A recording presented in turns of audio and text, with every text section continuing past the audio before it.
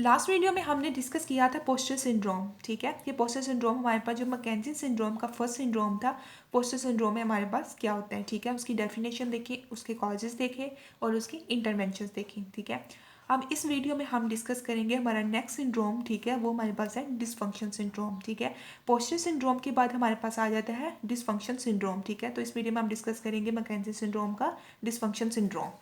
अच्छा जी, last video में हमने डिस्कस किया था मैकेंजी सिंड्रोम का पोस्टर सिंड्रोम। ठीक है, और इस वीडियो में हम डिस्कस करेंगे मैकेंजी सिंड्रोम का सेकंड सिंड्रोम जो कि हमारे पास है डिसफंक्शन सिंड्रोम। ठीक है, अब बेसिकली हमारे पास हमने देखा था पोस्टर सिंड्रोम में क्या हो रहा था कि हमारे पास स्टैटिक लोड की वजह से पेन आ रहा था। ठीक है, और जैसे ही हमने स्टैटिक लोड को रिड्यूस या रिलीज़ किया, ठीक है, तो हमारे पास पेन जो है वो डिसअपेयर हो गया। ठीक है, तो सेकेंड सिंड्रोम डिसफंक्शन सिंड्रोम में क्या आता है कि अगर हम पोस्चर सिंड्रोम को, ठीक है, मतलब कि अपना जो पोस्चर प्रॉब्लम हमारे पास आ रहा था उसको जो है ना वो करेक्ट नहीं करते, तो हमारे पास क्या होता है, पैथोलॉजिकल चेंजेस आना शुरू हो जाती हैं। ठीक है, अगर हम इसकी कोई एग्जांपल देखें तो क्या होता है कि एक कंप्यूटर ऑपरेटर है, ठीक है, 35 ईयर्स ओल्ड, तो क्या होगा कि वो हमारे पास 8 और जो है ना वो स्पेंड करेगा। ठीक है, कंटिन्यूसली कंप्यूटर के सामने, तो क्या होगा कि वो अपनी उसकी जो पोजीशन होगी ना, तो वो हेड फॉरवर्ड पोजीशन होगी। ठीक है, अपने जो सा हेड को ना वो फॉरवर्ड करके रखेगा। ठीक है,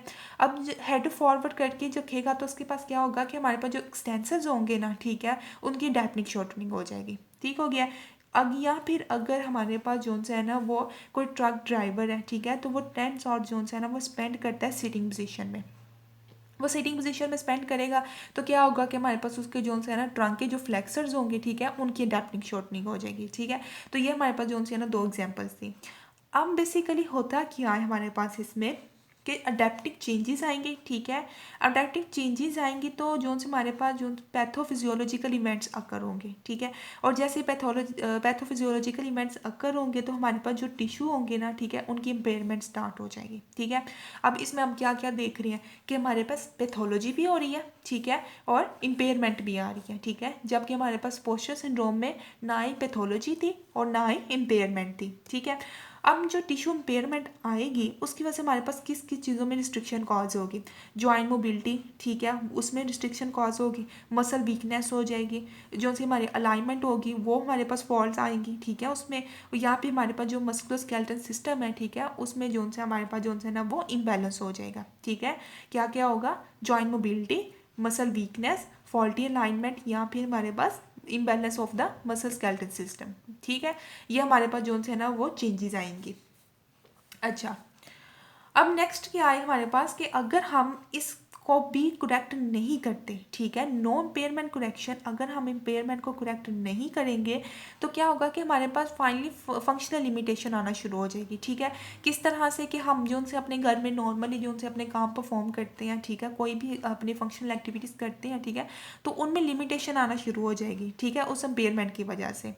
अच्छा, अब हम इसमें देखेंगे कि हमारे पास जो पेन कॉज हो रही थी वो किस तरह से हो रही थी कि arises at the end of the range. ठीक है, not with the moment but arises at the end of the range. ठीक है, कि हमारे पास जो है ना वो मोमेंट के साथ तो नहीं आ रही, लेकिन एंड ऑफ रेंज पे हमारे पास जो है ना वो अराइज होगी पेन। ठीक है, similar to the poster syndrome, poster syndrome की जैसे ही होती है। ठीक है, लेकिन उसका डिफर क्या होता है कि हमारे पास जो है सॉफ्ट टिश्यूज जो है ना वो अब नॉर्मली टाइट होना शुरू हो जाते हैं। ठीक है, डिसफंक्शन सिंड्रोम में क्या होता है कि हमारे पास जो सॉफ्ट टिश्यूज़ हैं वो अब नॉर्मली टाइट होना शुरू हो जाते हैं। ठीक है, अब अगर हम इसको भी ट्रीट नहीं करते, डिसफंक्शन सिंड्रोम को ट्रीट नहीं करते, तो हमारे पास जो है वो डीरेंजमेंट सिंड्रोम कॉज हो जाएगा। ठीक है, जो कि मैकेंजी सिंड्रोम का थर्ड सिंड्रोम है।